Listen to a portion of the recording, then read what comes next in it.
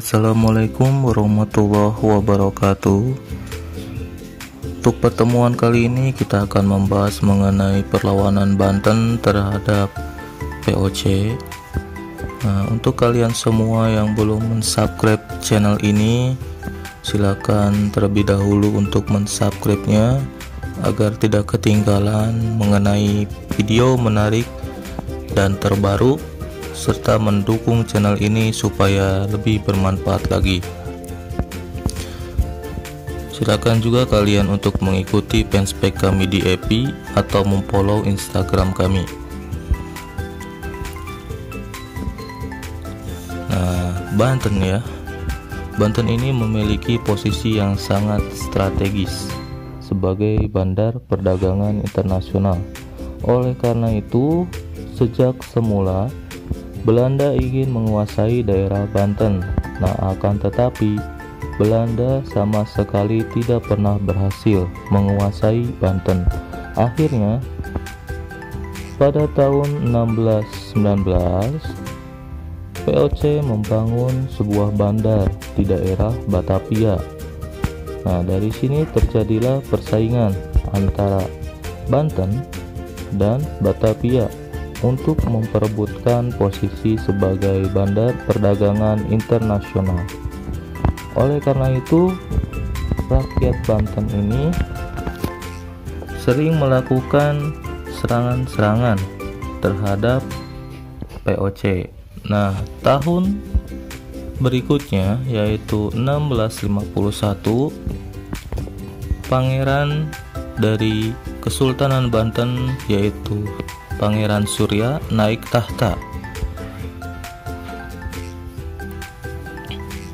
Nah, beliau adalah cucu dari Sultan Abdul Mufakir, anak dari Sultan Abu Al-Mali, yang mana wafat pada tahun 1650. Nah, Pangeran Surya ini bergelar sebagai Sultan Abu Al-Fath Abdul Fattah. Nah, ia lebih dikenal dengan nama Sultan Ageng Tirtayasa.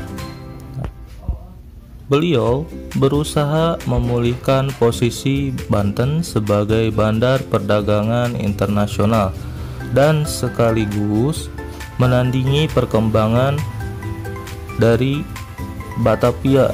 Nah,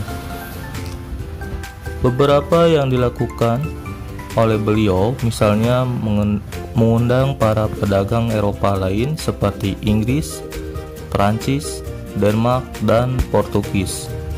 Nah, Sultan Ageng juga membangun hubungan dagang dengan negara-negara Asia seperti yaitu negara Persia, Benggala, Siam, Tonkin, dan Cina. Nah, dari sini perkembangan di daerah Banten ternyata sangat tidak disukai oleh POC. Oleh karena itu, untuk melemahkan peran Banten sebagai bandar perdagangan, POC sering melakukan blokade. Nah, jadi Jungjung Cina dan kapal-kapal dagang dari Maluku ini dilarang meneruskan perjalanan menuju Banten. Nah, sebagai balasannya dari Sultan Ageng, beliau juga mengirim beberapa pasukan untuk mengganggu kapal-kapal dagang dari POC dan menimbulkan gangguan di daerah Batavia. Nah, dalam rangka memberi tekanan dan memperlemahkan kedudukan POC, rakyat Banten juga melakukan perusakan terhadap beberapa kebun tanaman tebu milik POC. Akibatnya, hubungan antara Banten dan Batavia ini semakin memburuk. Nah, ini semua disebabkan oleh POC ya, yang tidak terima akan perkembangan dari Kesultanan Banten. Nah, menghadapi serangan pasukan Banten, POC terus memperkuat kota Batavia dengan mendirikan beberapa benteng. Ya, benteng ini benteng pertahanan seperti benteng Norwich. Dengan tersedianya beberapa benteng di Batavia, diharapkan POC mampu bertahan dari berbagai serangan dari luar dan mengusir para penyerang. Nah, sementara itu, untuk kepentingan pertahanan Kesultanan dari Banten, Sultan Ageng ini memerintahkan untuk membangun saluran irigasi yang mana membentang dari Sungai Untung Jawa sampai Pontang. Nah, sungai ini berfungsi untuk meningkatkan produksi pertanian, juga memudahkan untuk transportasi perang. Nah, pada pemerintahan Sultan Ageng ini memang banyak dibangun saluran irigasi. Oleh karena itu, jasa-jasanya dari Sultan Ageng ini diberi gelar dengan Sultan Ageng Tirtayasa atau Tirta, yang artinya air. Nah, serangan dan gangguan terhadap POC terus dilakukan di tengah-tengah mengobarkan semangat anti POC. Ya, pada tahun 1671, Sultan Ageng Tirtayasa mengangkat putra mahkota yaitu Abdul Nazar sebagai raja pembantu yang lebih dikenal dengan nama Sultan Haji. Sebagai raja pembantu, Sultan Haji ini bertugas untuk bertanggung jawab dalam urusan dalam negeri, dan Sultan Tirtayasa bertugas untuk mengurus urusan dari luar negeri.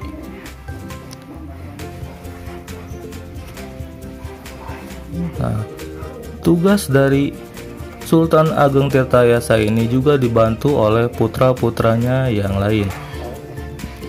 Salah satunya adalah Pangeran Arya Purbabaya.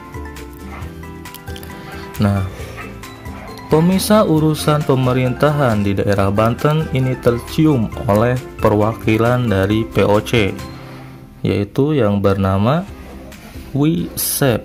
Nah, ia kemudian mendekati dan menghasut Sultan Haji agar urusan pemerintahan di Banten tidak dipisah-pisah dan jangan sampai kekuasaan jatuh ke tangan Arya Purbaya. Karena hasutan dari POC ini, Sultan Haji mencurigai ayah dan saudaranya. Sultan Haji juga sangat khawatir apabila dirinya tidak segera dinobatkan sebagai sultan. Sangat mungkin jabatannya untuk diberikan kepada Pangeran Arya Purbaya. Tanpa berpikir panjang, Sultan Haji segera membuat persekongkolan.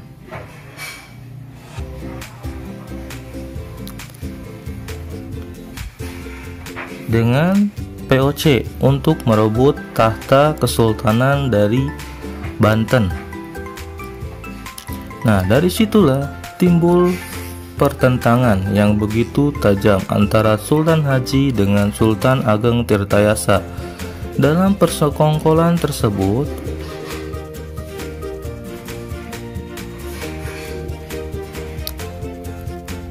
POC sanggup membantu Sultan Haji untuk merebut Kesultanan Banten, tetapi dengan 4 syarat. Yang pertama, Banten harus menyerahkan Cirebon kepada POC. Nah, yang kedua, monopoli lada di daerah Banten dipegang oleh POC dan harus menyingkir para pedagang Persia, India, dan Cina. Nah, syarat yang ketiga ini, Banten harus membayar 600.000 ringgit apabila ingkar janji. Nah, untuk yang keempat, pasukan Banten yang menguasai daerah pantai dan pedalaman Priangan segera ditarik kembali. Nah, isi perjanjian tersebut disetujui oleh Sultan Haji. Nah, pada tahun berikutnya 1681 VOC atas nama Sultan Haji berhasil merebut Kesultanan Banten.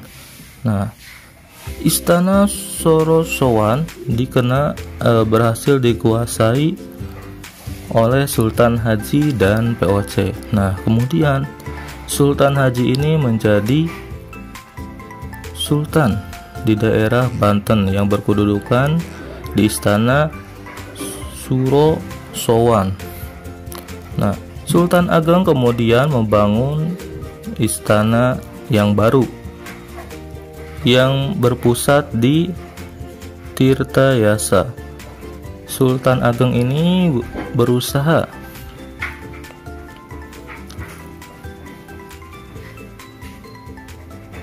untuk merebut kembali kesultanan dari Banten, yang mana sekarang ini dikuasai oleh Sultan Haji yang didukung oleh VOC. Nah, pada tahun berikutnya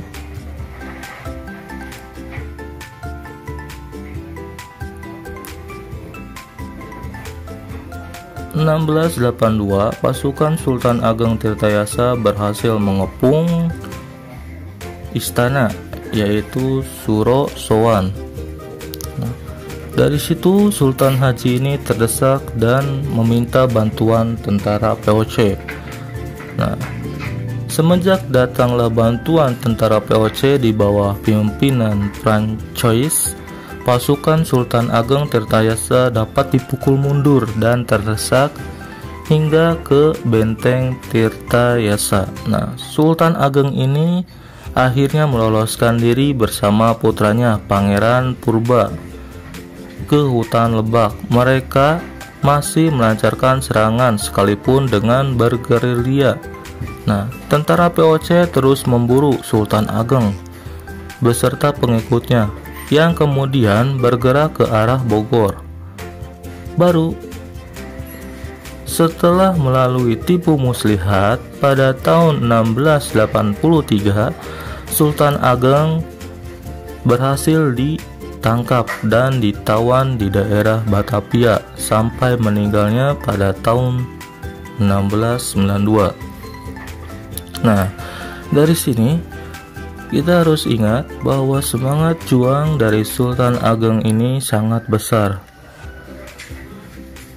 ya, beserta pengikut-pengikutnya. Nah, semangat juang ini tidak pernah padam.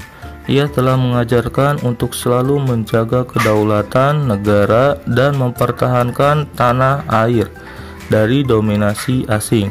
Hal ini terbukti dari setelah Sultan Ageng mati atau meninggal, perlawanan rakyat terhadap VOC ini terus berlangsung. Misalnya pada tahun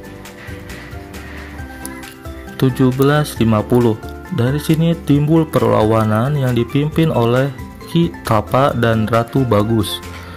Nah, perlawanan ini ternyata sangatlah kuat sehingga VOC kewalahan menghadapi serangan-serangan tersebut. Nah, akan tetapi dengan susah payah VOC berhasil memadamkan perlawanan dari Ki Tapa dan Ratu Bagus. Oke, sekian materi kali ini, semoga bermanfaat. Assalamualaikum warahmatullahi wabarakatuh.